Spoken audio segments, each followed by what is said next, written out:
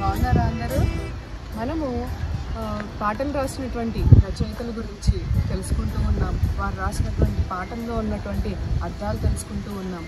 ఈరోజు మనం మత్తయి సమూయేలు గారి గురించి తెలుసుకుంటాం.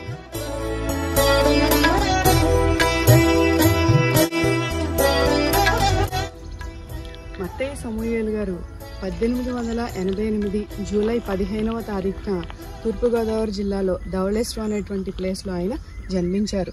వారి తండ్రి గారు లక్ష్మయ్య, తల్లి గారు కతోరమ్మ. కానీ ఆయన చిన్నప్పుడే వారిద్దరూ చనిపోవడం వల్ల వాళ్ళ మేనమామ అయినటువంటి జాన్ గారి దగ్గర ఆయన పెరగడం జరిగింది. లూథరన్ కళాశాలలో ఆయన చక్కగా చదువుకున్నారు. చిన్నప్పటి నుంచి కూడా అక్కడ ఉన్నటువంటి లూథరన్ మిషనరీస్ యొక్క దయ పొందుకుని చక్కగా చదువుకుని మెట్రిక్యులేషన్ ఆయన ఫినిష్ చేసిన తర్వాత స్కూల్లో టీచర్గా కూడా ఆయన వర్క్ చేస్తూ ఉన్నారు. ఆ తర్వాత BA కూడా కంప్లీట్ చేశారు. అప్పుడున్నటువంటి సమయంలో అక్కడ ఉన్నటువంటి జనాలను మనం చూసినప్పుడు చాలా వేళ్లలో లెక్క పెట్టొచ్చు అనమాట BA చదివిన వాళ్ళను. ఆ విధంగా ఆయన చక్కగా చదువుకున్నారు.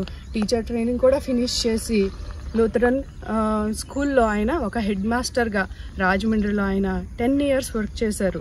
తర్వాత 1932లో గుంటూరులో ఉన్నటువంటి స్కూల్లో కూడా ఆయన హెడ్ మాస్టర్గా పనిచేస్తూ ఉన్నారు. అక్కడ కూడా 10 సంవత్సరాలు ఆయన వర్క్ చేశారు. ఇంకా మనము ఆ స్కూల్ చూసినప్పుడు స్కూల్స్ గురించి చాలామంది చెప్పుకుంటూ ఉండేవారు అనమాట. ఎందుకంటే మత్తయి సమూయేలు గారు ఆయనకున్నటువంటి ప్రిన్సిపల్స్, ఆయనకున్నటువంటి డిసిప్లిన్ ఆ స్కూల్స్లో మనం చూడవచ్చు అనమాట. అక్కడ ఉన్నటువంటి స్కూల్లో మంచి ప్రిన్సిపల్స్తో డిసిప్లైన్డ్గా ఉంటూ ఉండేవి. ఇంకా ఆయన లూథరన్ సంఘానికి ఒక కార్యదర్శిగా కూడా ఆయన పనిచేశారు. ఈ విధంగా మత్తయి సమూయేలు గారు ఆయన జీవితం అంతా కూడా దేవుని సేవలో ఆయనకున్నటువంటి టాలెంట్స్ అన్నిటినీ కూడా ఉపయోగిస్తూ నడిచారు.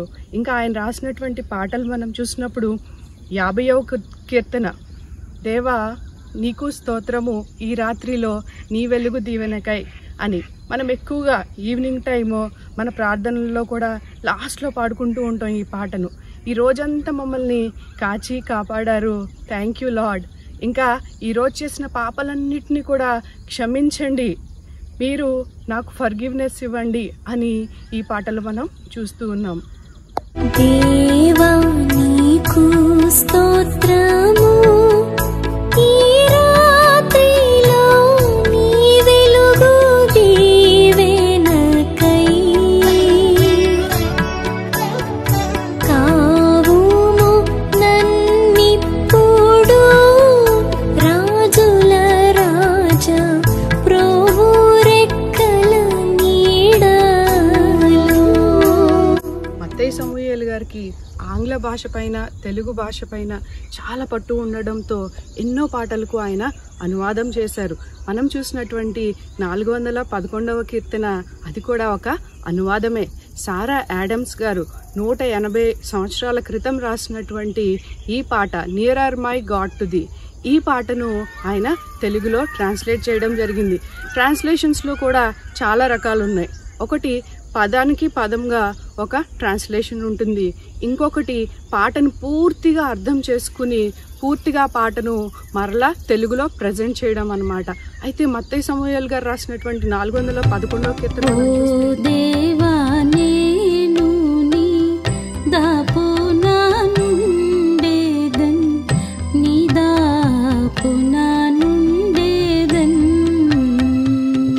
విధంగానే 419వ కీర్తన కూడా ఈ పాటలో కూడా ఆయన స్వేచ్ఛానువాదం చేయడం జరిగిందనమాట.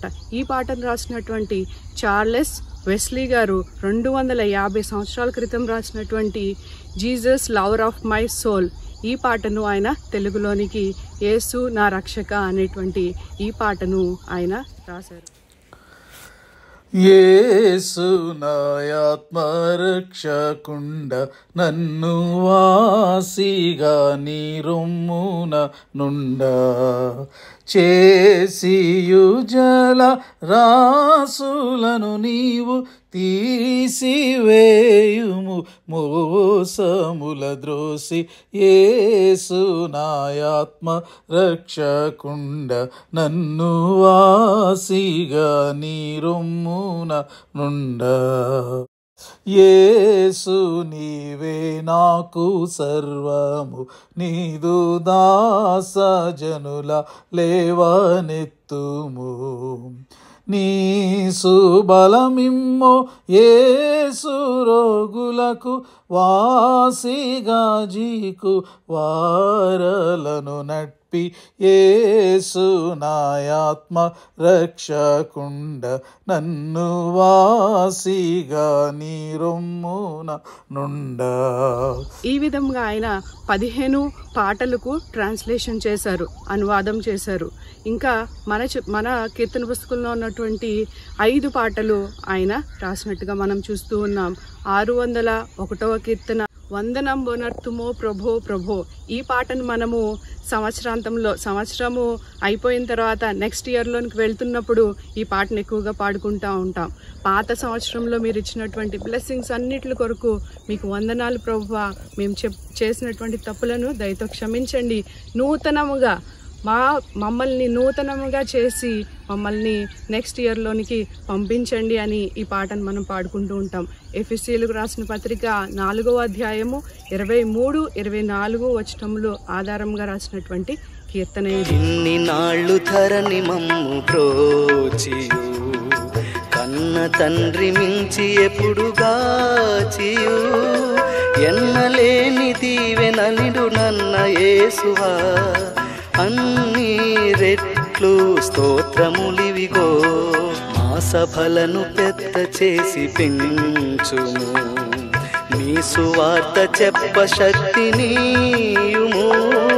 మోసపుచ్చు అంధకారమంత ద్రోయుము, యేసు కృపను కృమ్మరించుము. వందనంబొనర్తుమో ప్రభో ప్రభో. ఇంకా మనం క్రిస్మస్ టైంలో కూడా ఎక్కువగా పాడుకునేటువంటి పాట 117వ కీర్తన, యేసునాథుని యోధులందరూ. ఈ పాటలో ఆయన దూతలు ఏ విధంగా అయితే దేవుని దగ్గరికి వచ్చి ఆయనకి ప్రేజ్ చేస్తున్నారో ఆ విధంగా మనం కూడా దేవుణ్ణి స్తుతించాలి అని ఆయన చెప్తూ ఉన్నాడు. గొర్రెల కాపర్లు ఏ విధంగా అయితే పరిగెట్టుకుంటూ దేవుని దగ్గరికి వచ్చి చూశారో ఆ విధంగా మనందరం కూడా దేవుని దగ్గరికి రావాలి అని ఆయన చెప్తూ ఉన్నాడు. మరియమ్మ గారు ఏ విధంగా అయితే మురిసిపోయారో ఆ విధంగా మనం కూడా మురిసిపోవాలి అని ఆ పాటలో ఆయన చెప్తూ ఉన్నాడు. యేసునాథుని యోధులందరూ వాసిగనిటరండు, వేగమే వాసిగనిటరండు. భాసురముగ ప్రభు జన్మము బాడుచు నాసతోడరండు, వేగమే యాసతోడరండు. మనం కోరుకున్నప్పుడు ఆయన మనకు ఎంతో మంచి ప్రసన్నతను అనుగ్రహిస్తారు. అందుకని మనం ఎప్పుడు కూడా దేవుని సన్నిధిని కోరుకుంటూ ఉండాలి. దేవుని సన్నిధిని కోరుకునేటువంటి ఒక పాట మన కీర్తన పుస్తకంలో చూసినప్పుడు 411వ కీర్తన, ఓ దేవా నేను నీ దాపున నుండేదన్. ఆయన దాపున ఉన్నప్పుడు మనకు ఎంతో ప్రశాంతత. ఆయన సన్నిధిని ఏ విధంగా కోరుకోవాలి అనేటువంటి విషయాన్ని వివరిస్తూ ఉన్నారు మత్తయి సమూయేలు గారు. బాటా సారిలాగు నేడు భానుడు గృంకి మెట్టి చీకటి గ్రమ్మినన్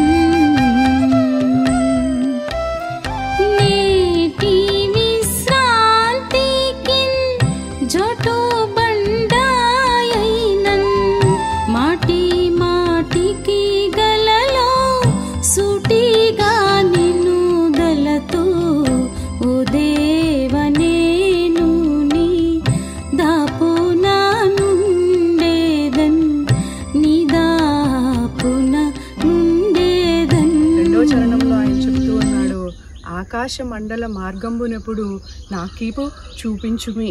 నాకు మీ దగ్గరికి రావడానికి మార్గాన్ని చూపించండి అని చెప్తూ ఉన్నాడు. యాకోబు ఏ విధంగా తన స్వప్నంలో చూశాడో ఒక నిచ్చెనను, మనందరికీ కూడా మత్తయి సమూయేలు గారు దేవుని సన్నిధిని ఏ విధంగా అపేక్షించాలి, ఆయన వైపుకు మనం ఏ విధంగా చూడాలి అనేటువంటి విషయాన్ని ఈ చరణంలో ఆయన వివరిస్తూ ఉన్నాడు. దూతలే కోరి మనల్ని తీసుకుని వెళ్తారంట. ఎప్పుడైతే దేవుని సన్నిధిని మనం కోరుకుంటామో దూతలే వచ్చి మనల్ని తీసుకుని వెళ్తారు అని చెప్తూ ఉన్నాడు.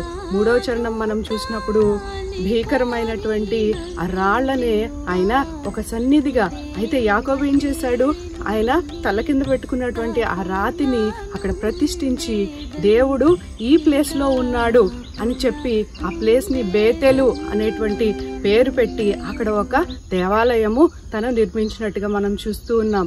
ఈ చరణాన్ని ఆయన ప్రస్తావిస్తూ చెప్తూ ఉన్నాడు, ఎవరైతే మార్గం తప్పిపోయి వెళ్ళిపోతూ ఉంటారో వాళ్ళకి దేవుని సన్నిధి చాలా భీకరంగా ఉంటుంది. ఎవరైతే శోకంలో ఉంటారో, బాధల్లో ఉంటారో వారికి దేవుని సన్నిధి ఎంతో ప్రశాంతంగా ఉంటుంది అనేటువంటి విషయాన్ని ఆయన వివరిస్తూ ఉన్నాడు. ఈ పాటను మనం సాయంత్రం పూట ఎక్కువగా పాడుకుంటూ ఉంటాం. చాలా మందికి కూడా కంఠస్థం వచ్చినటువంటి కీర్తన. చూసాం కదా, మత్తయి సమూయేలు గారు రాసినటువంటి పాటలు, వాటి గురించి మనం తెలుసుకున్నాం. ఆయన గురించి మనం ఈరోజు జ్ఞాపకం చేసుకోవడం మనకెంతో ఆశీర్వాదకరం. ఆ పాటలు కూడా మనం చక్కగా ఒంటరిగా ఉన్నప్పుడు పాడుకున్నప్పుడు కూడా ఎంతో మనకి ప్రశాంతతను అనుగ్రహించేటువంటి పాటలు. ఆ పాటలు పాడినప్పుడల్లా కూడా ఈ విషయాలన్నీ మనం జ్ఞాపకం చేసుకుందాం. దేవుని ఆశీర్వాదాలు పొందుకుందాం.